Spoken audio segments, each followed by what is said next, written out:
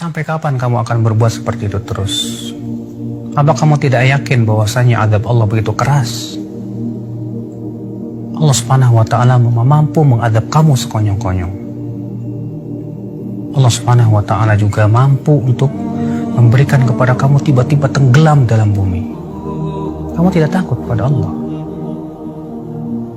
Demi Allah ya akhi, kalaulah kita sedang berbuat maksiat, kemudian tiba-tiba kematian datang kepada kita, apa yang kamu lakukan? Demi Allah, jiwa kita ini lemah. Badan kita pun tidak akan pernah mampu untuk menahan adab Allah Subhanahu wa ta'ala.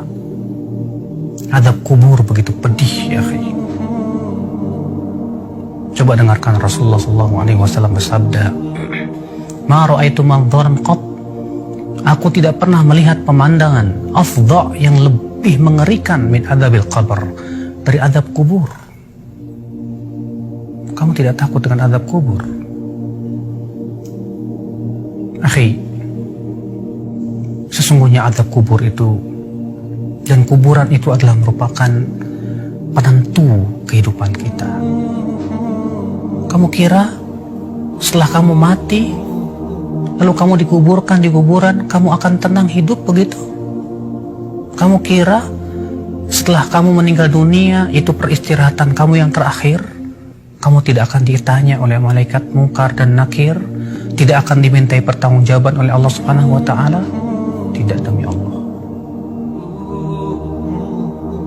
Utsman bin Affan saja dahulu, ketika berziarah kubur, beliau menangis.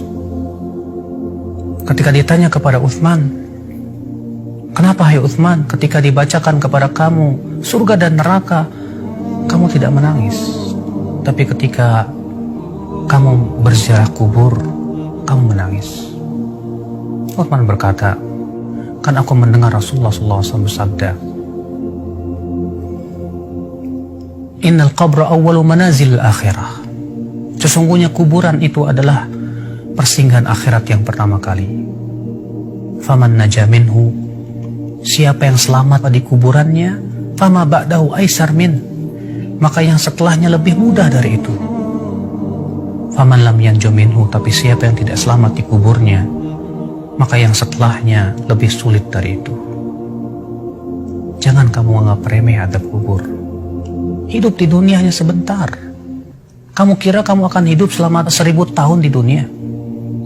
Kamu kira kamu akan hidup terus menerus? Tidak mungkin. Setiap kita pasti mati, akhi. Allah berfirman, "Kullu nafsin dha'iqatul maut." Setiap jiwa pasti akan merasakan kematian. Allah berfirman juga, "Innaka mayyitun wa innahum mayyitun." Sesungguhnya kamu itu akan mati dan mereka juga akan mati. Kamu dan saya sama saja. Kita semua akan meninggal dunia. Ini yang harusnya kita pikirkan bersama. Kalau kita terus-menerus berbuat maksiat dan maksiat dan maksiat, bagaimana kalau ternyata malaikat maut datang menjemput kita di saat kita sedang berbuat maksiat kepada Allah? Apakah kamu kira malaikat maut akan tersenyum kepada kamu? Tidak. Dalam hadis Al-Bara' bin Malik, bahwasanya Rasulullah SAW menggambarkan bagaimana kematian orang yang fasik. Kata Rasulullah SAW, apabila orang kafir atau orang fasik itu hendak meninggal dunia, kata Rasulullah, "Atahu malaikatun sudul wujuh." Didatangi malaikat-malaikat yang wajahnya hitam legam. Mereka membawa kain kapan dari api neraka yang baunya sangat tidak enak sekali. Kemudian datang malaikat maut dengan bentuk yang sangat mengerikan, kata Rasulullah. Lalu ia pun duduk di sisi kepalanya si orang fasik ini dan berkata, "Ayyatuhan nafsul khabithah, hai jiwa yang buruk, keluar kamu." Lalu ia pun dikeluarkan nyawanya seperti mengeluarkan besi yang berduri dalam kailwon yang basah, sulit, menyakitkan. Kamu siap menghadapi kematian yang menyakitkan seperti itu? Di saat kita sedang berbuat maksiat, ternyata kematian dan ajal mendatangi kita. Kamu siap? Siapa yang siap?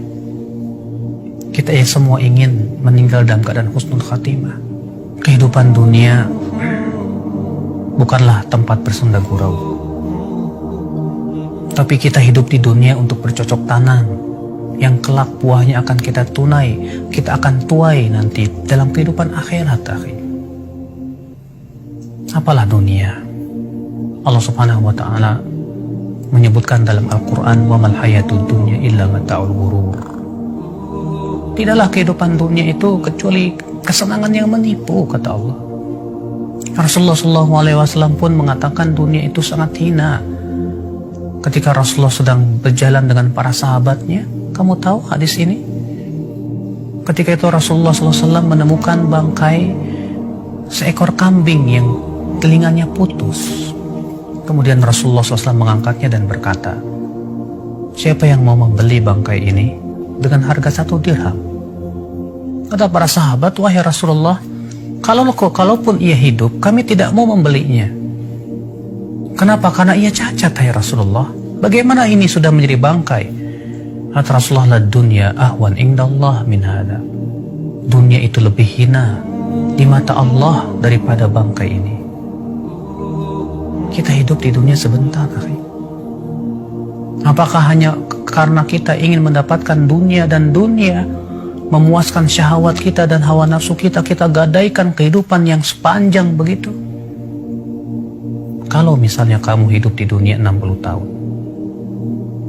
tahukah kamu satu harinya di sisi Allah 1000 tahun?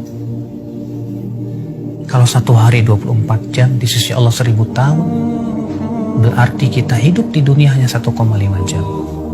Apa kamu tidak sadar? Apakah hanya untuk 1,5 jam kamu gadaikan kehidupan yang tiada tara? Tidakkah kamu berpikir, akhi, saudaraku, kita ini manusia yang kelak akan dimintai pertanggungjawaban oleh Allah Subhanahu wa Ta'ala. Segera kita sadar, segera kita taubat kepada Allah Subhanahu wa Ta'ala. Semoga Allah memberikan kepada kamu hidayah, akhi, dan juga kepada saya, untuk sama-sama kita bergandeng tangan menuju surga Allah yang luas, yang luasnya seluas langit dan bumi. Tidakkah kamu ingin mendapatkan surga tersebut? Atau kamu lebih senang untuk mendapatkan api neraka? Wallahi, kesabaran di neraka tidak ada gunanya lagi. Semoga ana dan antum diberikan oleh Allah Subhanahu wa Ta'ala hidayah dan istiqomah. Wabillahi taufiq.